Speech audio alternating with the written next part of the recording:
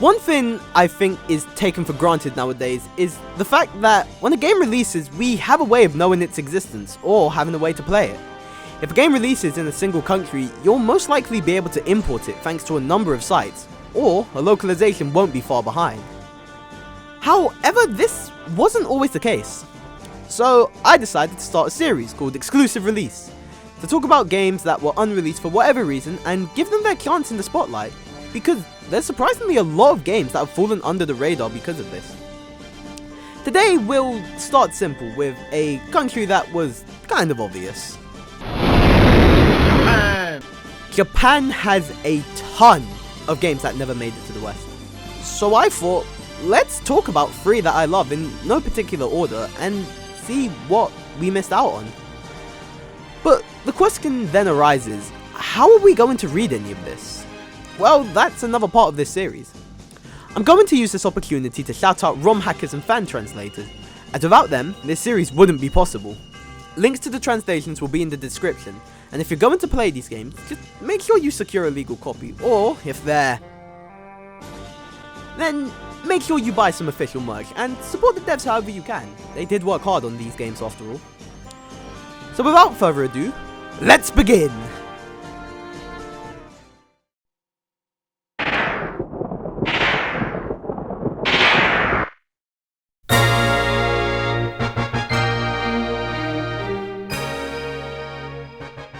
Fire Emblem, Monsho no Nazo, otherwise known as Mystery of the Emblem, is the 3rd Fire Emblem game releasing on the Super Famicom.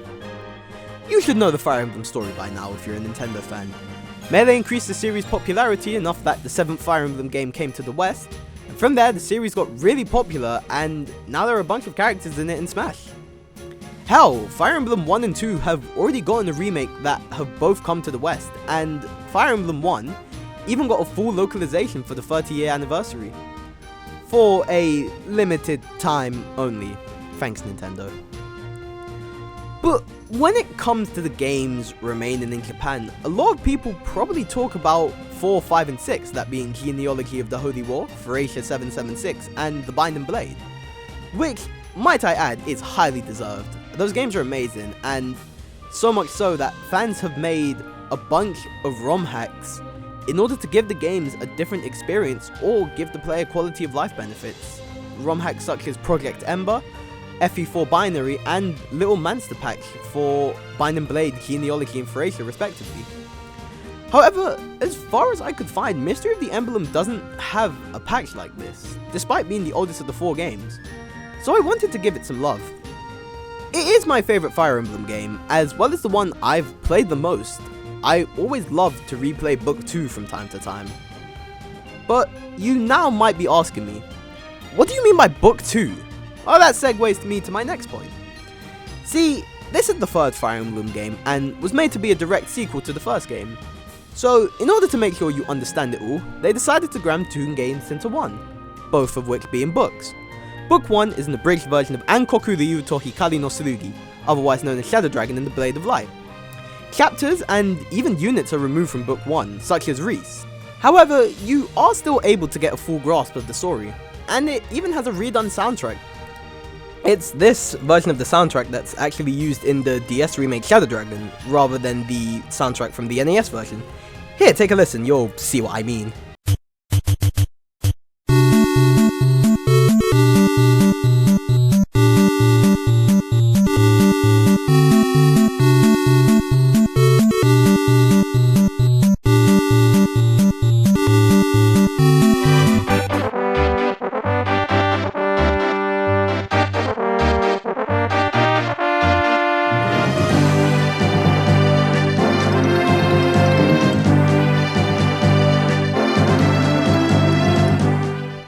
Once you beat Book 1 though, or if you select Book 2 from New Game, you get what is the true meat and bones of the game. With a new story that shows what happens to Marth and his group after the War of Shadows, and reveals the truth about the Fire Emblem as well as the continent of Arcanea as a whole. If you're used to the newer games though, things are quite different. While the gameplay at its core is similar to that of the newer games, there are going to be some things I should warn you about. There's no weapon triangle, as that was introduced in the next game, Genealogy of the Holy War. and Book 2 shares the honour with Fire Emblem Gaiden of having no playable axe users.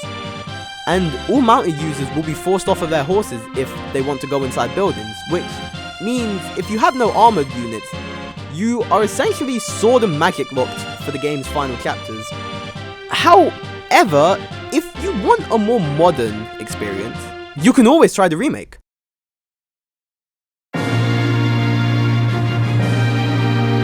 Fire Emblem Shin Moncho no Nazo Hikari to Kage no Eiyu, or New Mystery of the Emblem, Heroes of Light and Shadow.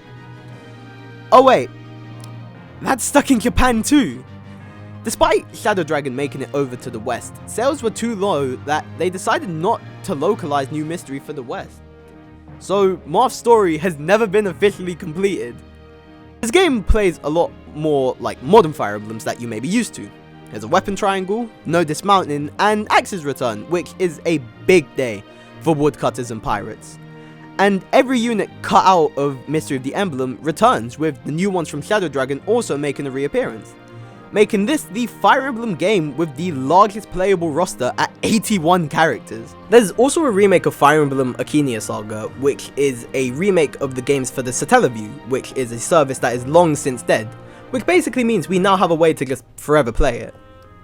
And there are the big ones, a playable avatar and casual mode, both staples in Fire Emblem that have appeared in every game since except Echoes, which is kinda scary now that I think about it, but I digress. The presence of the avatar gives us a whole new story, all about a group attempting to assassinate Marth, while casual mode means no more permadeath, so now my runs don't look like this.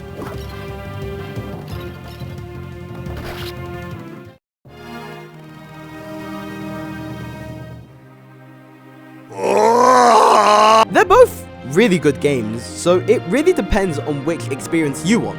I'll leave it up to you, but if you ask me, I prefer the original SNES version. Just remember to collect all the Star Sphere shards, okay?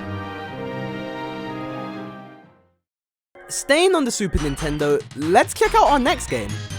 Baishoujo Senshi Sailor Moon S, Yogai Ranto, Hyuyaku Sodatsuzen, or Pretty Soldier Sailor Moon S, Outer Field Brawl, contest for the lead part. This is a Sailor Moon fighting game created by Arc System Works. You may know them for games like Dragon Ball FighterZ, Blaze Blue, and Guilty Gear. So, I wanted to try a fighting game made quite a while before the first Guilty Gear game, as that game is an absolute mess. This is all despite the fact I've never watched a Sailor Moon episode in my life. However, I always did have an interest in the series, so hey, let's try the game and see if it gives off a good impression. However, this is a fighting game, after all, so it's best enjoyed with some friends. However, I thought, let's give the game just a run on my own, fiddle around in training mode, see what the game has to offer. It definitely reminds me of an Arc System game. There's range-dependent normals, such as Guilty Gear. Some characters have unique movements, such as a double jump or the Akuma Dash. Oh yeah! Also, this game is a mess! Albeit, a fun mess. But there are a lot of things in this game that are just kind of wild. One example I'll take from Sailor Venus, who was the character I used the most. So Sailor Venus just has Belmont training because her whip just allows her to create so much space, and then her projectile, I think it's called the Up Spear, is just so busted. If you block it, you are just left still for so long, and it kind of gives Venus a chance to do whatever she wants. Kibi Moon as well just has Virgil's Super from Marvel vs. Capcom 3, and it absolutely slaughtered my health bar. And Sailor Mars just zones me. So at that point, I came to realize, let's play this with some humans. And so, I got some of my mates, went to fight Cade, and well,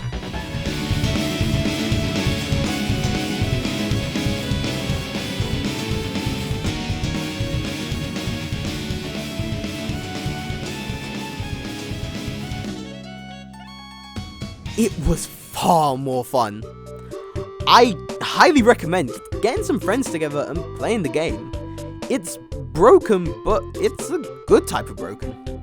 And while this game doesn't have a fan translation, it's a fighting game, so you don't really need one.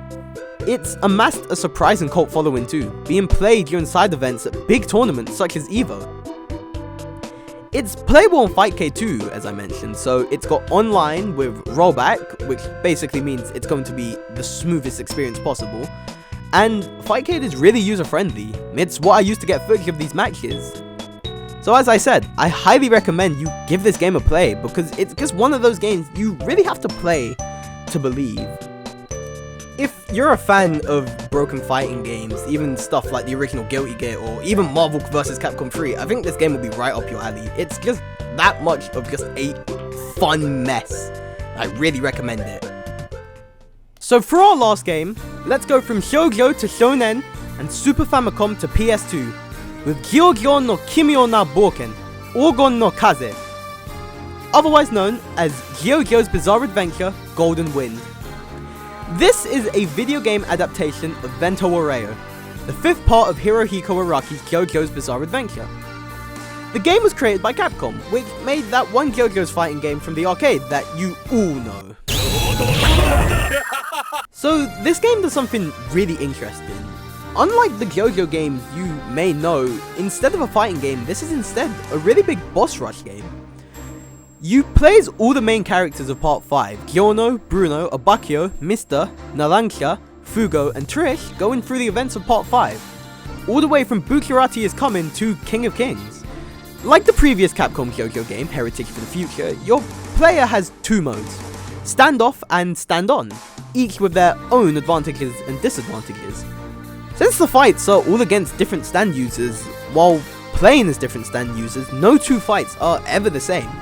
It creates a sort of puzzle aspect. How do you deal with a stand that can create zippers to allow the users to move around places will be extremely different to how you deal with a stand who will rapidly age you. Because of this, the fights always feel fresh and exciting, and if you know the events of Part 5, it keeps you guessing on how they'll adapt these fights into gameplay. And if you already read the manga or watched the anime, you'll be rewarded for your knowledge. By making choices that are accurate to the source material, such as punching Bruno's tooth and using the fly to then find him, you'll then get more health, more stand gauge, and a higher score which unlocks more bonus features. One of these is another story mode. This allows you to refight bosses using a different stand user, creating sort of what if scenarios. For example, you can see how Trish would have dealt with members of La Squadra and even Diavolo himself.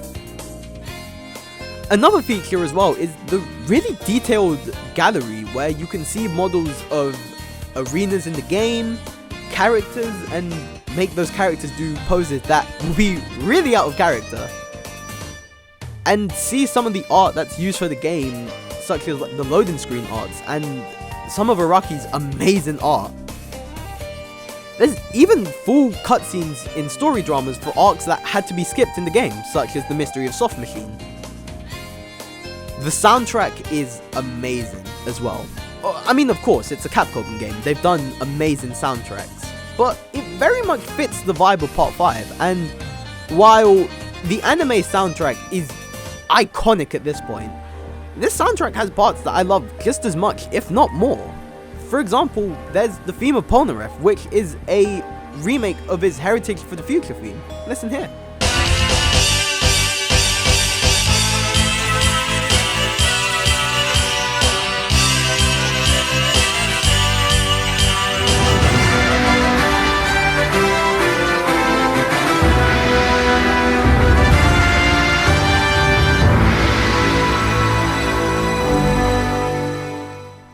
Interesting thing about this game though was that it was very close to actually being localized, being shown at the E3 before the year it was meant to be released, and even having a localized game cover to boot. Yet despite that, the game just never made it to the West for whatever reason, which is a shame, as it would have been the first non-Part 3 GioGio media to actually make it overseas. But thanks to translators, it's now possible to play it. I highly recommend GioGio fans to give this game a try, but I do recommend you watch or read Part 5 first, due to the secret factors being a big help. And while you can use a guide, I decided when replaying the game to just use my knowledge of the source material, and I found it personally a bit more fun to see if I can just remember these fights. and maybe you might as well. The fact that the game is able to take all the unique stands in Part 5 and turn them into pretty entertaining boss fights is just really cool, and is a type of GioGio's game I really want to see again. Especially with the stand battles of Part 6, 7, 8, and the currently ongoing 9, I'm sure as well.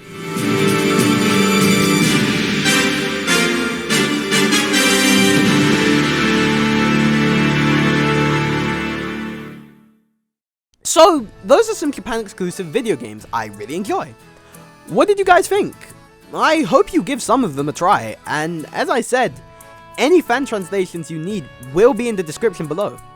A huge thank you to those fan translators, as well as developers of software that allows us to play these games such as Fightcade. Without them, this video would have been 100% impossible, and so would being able to play these games. But yeah, I hope you enjoyed the first episode of this series I hope to build on. Let me know if I can do anything to improve, or if I missed anything in the comments below.